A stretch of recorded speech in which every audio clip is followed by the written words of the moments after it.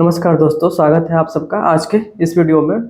दोस्तों, अगर आप मेडिकल प्रैक्टिशनर हैं तो आपकी डेली लाइफ में कभी न कभी ऐसी समस्या ज़रूर आती होगी कि अगर आपने किसी पेशेंट का ट्रीटमेंट किया और किसी वजह से आपका ट्रीटमेंट सही सफल नहीं हुआ, यानी कि मरीज को रिलीफ नहीं मिला, तो ऐसे मामलों में कई बार जो है कोर्ट केसेस का सामना करना पड़ता है।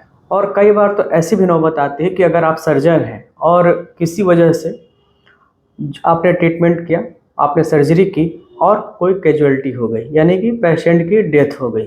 तो ऐसे मामलों में बहुत ज़्यादा समस्या देखने को मिलती है। जो पेशेंट हैं, उनके रिलेटिव्स, उनके अटेंडेंट्स कंज्यूमर कोर्ट से लेकर हाई कोर्ट, सुप्रीम कोर्ट तक जाते हैं और बहुत ज़्यादा कंपनसेशन का भी दावा उसमें ठोकते हैं। और उसमें कोशिश यही रहती है कि जो डॉक्टर हैं, जो ट्रीटिंग डॉक्टर हैं, उस पे मेडिकल नेग्लिजेंस का मामला बनाया जाए।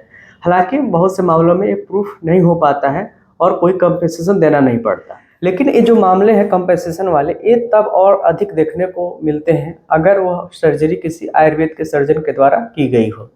क्योंकि जो सामान्य एक राय है कि आयुर्वेद के सर्जन जो है अच्छे से ट्रीटमेंट नहीं दे पाते, वो सर्जरी उनको ठीक से नहीं आती और वो सर्जरी करते हैं तो ऐसी चीज़ें ज़्यादा देखने को मिलती है, जबकि हकीकत बिल्कुल इसके अपोजिट है। तो ऐसे ही एक नया मामला है और इसमें जो डॉक्टर है वो आयुर्वेदिक सर्जन है, जिन्होंने पेशेंट का ट्रीटमेंट पाइल्स के लिए किया था और उसको हिस्ट्री 4 से 6 महीने पुरानी पाइल्स की हिस्ट्री थी। और भी जो है कुछ प्रॉब्लम्स थी जो कि हम आपको डिटेल में रिपोर्ट में बताएंगे क्या क्या समस्याएं थी। लेकिन ऑपरेशन के बाद जो है सेप्टिसीमिया डेवलप हुई और जिस पेशेंट की सर्जरी हुई थी उसकी डेथ हो गई। उसके बाद उसके परिवार के लोगों ने उस पर 1 करोड़ रुपए का 10 करोड़ रुपए का मुकदमा किया कंपेंसेशन के रूप में, और जो केस बना मेडिकल नेग्लिजेंस का बना। इसके बाद एक केस कई सालों तक चलता रहा और उसके बाद अभी नया डिसीजन आया है, अभी कुछ दिन पहले ही कंज्यूमर कोर्ट का डिसीजन आया है। अगर आप आयुर्वेदिक सर्जन हैं और ऐसे ट्रीटमेंट देते हैं तो आपको किन किन बातों का ध्यान रखना पड़ेगा। काफ़ी लंबी चली है जो मुकदमा है, काफ़ी लंबा चला है और इसमें बहुत सारे लोगों की राय ली गई। एमसीआई के जो एक्सपर्ट थे उनकी भी राय ली गई है, मेडिकल कॉलेज के जो स्पेशलिस्ट हैं उनकी भी राय ली गई है। बहुत से बुक्स का हवाला भी लिखा गया है कि जो आपने सर्जरी की वो किस बुक से, या उसका क्या रेफरेंस है, प्रोसेस आपका क्या है, कौन कौन सी मेडिसिन आपने यूज की है, इन सारी बातों का जो है जिक्र इस केस में किया गया है। तो इस वीडियो को आप ध्यान से देखिए और अगर आप आयुर्वेद चिकित्सक हैं या आयुर्वेद सर्जन हैं तो आपको इन बातों का ध्यान रखने की ज़्यादा आवश्यकता है। हालांकि इस केस में जो है कोई नेग्लिजेंस का मामला नहीं बना था, बहुत सारी छानबीन की गई थी, बहुत सारे जो है प्रूफ एविडेंस प्रस्तुत किए गए थे। बाद में भी सब कुछ करने के बाद भी इसमें कोई जो है नेग्लिजेंस का मामला नहीं बना था। फिर भी ये केस काफ़ी लंबा चला और अगर आप एज ए डॉक्टर हैं और आप किसी मुकदमे फंसते हैं, सालों साल आपको कोर्ट के चक्कर लगाने पड़ते हैं और आपकी क्लिनिक बंद होती है, मतलब बहुत सारी समस्याएं फेस करनी पड़ती हैं, तो इन सब चीज़ों का आपको ध्यान जरूर रखना चाहिए। इस केस में मैं जो मेन पॉइंट्स हैं उनको तो मैं डिस्कस करूंगा ही, लेकिन कोशिश यही करना है कि जो जो पॉइंट्स हैं उस पर आप लोगों को गौर करने की आवश्यकता है। अगर आप डायरेक्ट पेशेंट ट्रीट कर रहे हैं, ओटी है, हॉस्पिटल है, तो इन सब चीज़ों को फॉलो जरूर करना चाहिए। साथ में रिटेन कंसेंट देखिए बहुत ज़रूरी होता है, क्योंकि आपके बचने का सबसे जो बढ़िया जो हम कहें एविडेंस है वो है आपका जो रिटेन कंसेंट। तो कभी भी अगर आप मेजर कोई भी या माइनर ओटी कर रहे हो तो रिटेन कंसेंट जरूर लेना चाहिए, जैसा कि इसमें एक एविडेंस के रूप में भी उसको माना गया है इस कोर्ट के केस में। तो चलिए आपको डिटेल में दिखाते हैं इस केस में क्या क्या बातें हुई हैं, और इस केस की पूरी कॉपी जो हम अपने टेलीग्राम ग्रुप में डाल देंगे। आप लोग वहाँ से इसको डाउनलोड करके पूरा का पूरा पढ़ सकते हैं। लगभग 13-14 पेज का पूरा केस है। तो चलिए शुरू करते हैं आज का वीडियो। दोस्तों ये है केस जो कि चला था नेशनल कंज्यूमर डिस्प्यूट रिड्रेसल में, Nomeshwar Prasad Baluapuri and 4 versus doctor Mukund Thakur and 2 others on 14 Feb 2023। National consumer dispute redressal commission New Delhi में चला था। Before honourable doctor SM Kantikar presiding member, और भी यहाँ पे कुछ नाम हैं।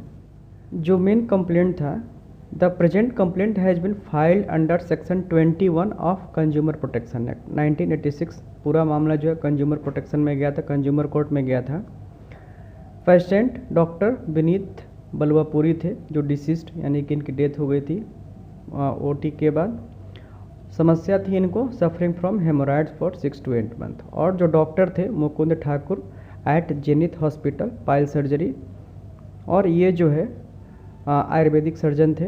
The patient was under care of non allopathic ayurveda doctor who were unable to manage the serious condition due to septicemia and multi-organ failure. It was a gross negligence of hospital and the treating surgeon and the anesthetist who hurriedly performed the operation ignoring the crucial lab reports.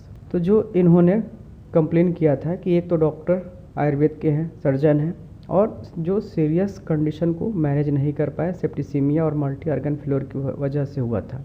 और इन्होंने surgeon और anaesthetist दोनों के खिलाफ complaint file की थी कि उन्होंने जल्दीबाजी में ऑपरेशन किया था, और इसके लिए उन्होंने 10 crore the complaints filed the consumer complaint to claim compensation of 10 crore. और उसके अलावा इन्होंने कहा था deposit at least 24 lakh for 2 years and pay the complainants rupees 1 lakh per month till the disposal of the case.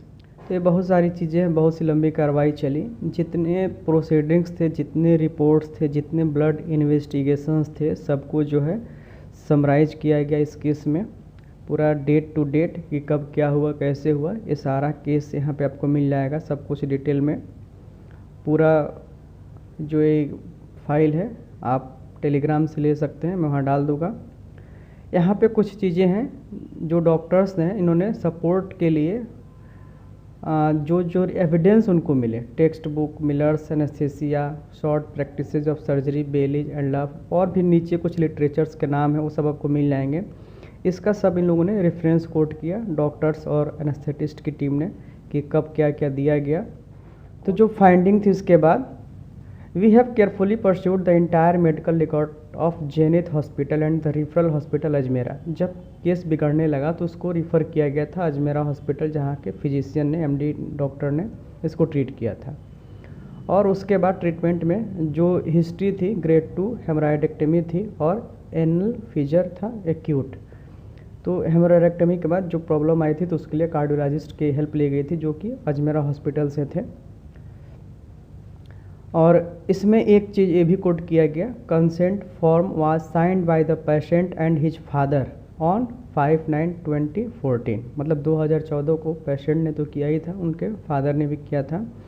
Specifically in hand written patient accepted it as I want my surgery for severe pain and bleeding. The operation was performed under local saddle block of anal region, the harmonic scalpel haemorrhoidectomy HSH done from 3-7-11 o'clock। यहाँ पे ध्यान देने की ज़रूरत है कि यहाँ पे जो एनेस्थेसिया का नाम लिया गया है, सैडल ब्लॉक और स्कैल्पेल, हार्मोनिक स्कैल्पेल हेमराइडेक्टमी HSH। इसलिए इम्पॉर्टेंट है कि आगे ये मिलेगा, कोट किया गया है medical council of India MCI के स्पेशलिस्ट के द्वारा कि ये पर जो किया गया है सही किया गया है, इसलिए इसको लिखना ज़रूरी है और आपको भी ध्यान देने की आवश्यकता है।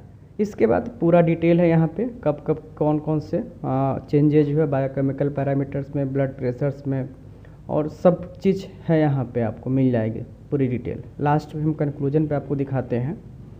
यहाँ पे एक पॉइंट आउट हमने किया है, we further note that doctor वी आलसी anesthetist before surgery evaluated the pathological reports done on 3/9/2014 as per the textbook Miller's anesthesia. The patients are categorized under ASA grade 1 to 4 category. तो इस book का reference देते हुए माना गया कि ये जो है किया जा सकता था। The instant patient was under ASA 1 category, therefore the haemorrhoidectomy was not contraindicated. इसलिए यहाँ पे इन्होंने अपने को सेफ साइड रखा कि as per reference Miller's book of anaesthesia के हवाले से ये सेफ था और ये कंट्रा इंडिकेटेड नहीं था। तो एक मामला आपका यहाँ पे समाप्त हो जाता है एनेस्थेटिस्ट का। इसके बाद जो अगला है, the instant case of patient suffering from painful haemorrhoid did not get relief in spite of 6 to 8 months of conservative treatment. The OP1 यानी कि doctor is a qualified and experienced surgeon. जो doctor थे qualified भी हैं, experience भी। He perform the HSH which was an accepted technique followed by surgeons all over the world. जो technique follow किया गया था ये विश्व के सभी सर्जन्स के द्वारा इसको एक्सेप्टेड माना जाता है, यानी कि यही प्रोसेस से किया जाता है। It was performed under saddle block anaesthesia, the HSH was uneventful, यानी कि सर्जरी के दौरान कोई भी समस्या नहीं हुई थी, सर्जरी सक्सेसफुल हुई थी। We note that the condition in the patient till the noon of 6/9/2014 was stable and there was no complication, यानी कि एनेस्थीसिया के अगले दिन तक कोई कॉम्प्लिकेशन नहीं था, पेशेंट बिल्कुल ठीक था। उसके बाद जो है समस्याएं शुरू हुई। अब इसमें ऑनरेबल सुप्रीम कोर्ट का भी एक केस का हवाला दिया गया है, SK Jhunjhunwala versus Dhanwanti Kaur and another, held that in every case where the treatment is not successful or the patient dies during surgery, it cannot be automatically assumed that the medical profession was negligent। इसमें एक मतलब supreme court के द्वारा commentary की गई है कि अगर किसी केस में फ़ायदा नहीं मिलता है या पेशेंट की डेथ हो जाती है, इसका मतलब आप ये नहीं एज्यूम कर सकते कि इसके लिए मेडिकल प्रोफेशनल यानी कि जो डॉक्टर है वो जिम्मेवार है और उसने नेग्लिजेंस किया है, ये नहीं माना जा सकता। और यहाँ पे पूरा यहाँ पे नोट भी लगा हुआ है, आप इसको पढ़ सकते हैं। फिर जो अगला है, considering the entirely we do not find any deviation from standard of practice of the OP1 यानी कि डॉक्टर के द्वारा एंड OP2, ये आप सर्जन है और OP2 एनेस्थेटिस्ट है। The patient was examined and investigated properly. The patient was operated after an informed consent under saddle block with HSH as prescribed in the standard textbook. The opinion of medical board and Maharashtra Medical Council also did not find negligence of OP1, यानी कि surgeon के मामले में कोई भी negligence के प्रमाण medical board को नहीं मिले। महाराष्ट्र मेडिकल काउंसिल का जो मेडिकल बोर्ड बना था उसमें नेग्लिजेंस के कोई भी प्रमाण नहीं मिले।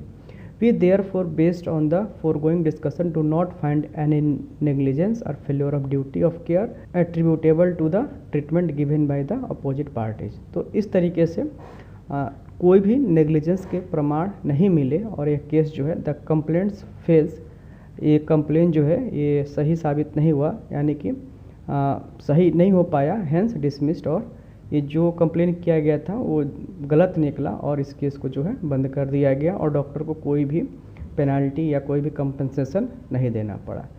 तो पूरे केस में आप देखिए, आप के लिए बहुत ज़रूरी है पढ़ना इस पूरे केस को, क्योंकि इसमें हर एक पॉइंट्स को देखा गया है, जांचा गया है, परखा गया है, आपके हर एक स्टेप को, मेडिसिन को, आपके जो ड्रग चार्ट हैं, ड्यूटी चार्ट हैं, कौन कितने बजे आपने दवाएं दी, ब्लड प्रेशर मेजर किया, रेफरल लिया दिया, सारी चीज़ें मेंशन है। और ये सबको अगर आप सर्जन हैं तो आपको इनको फॉलो करना चाहिए।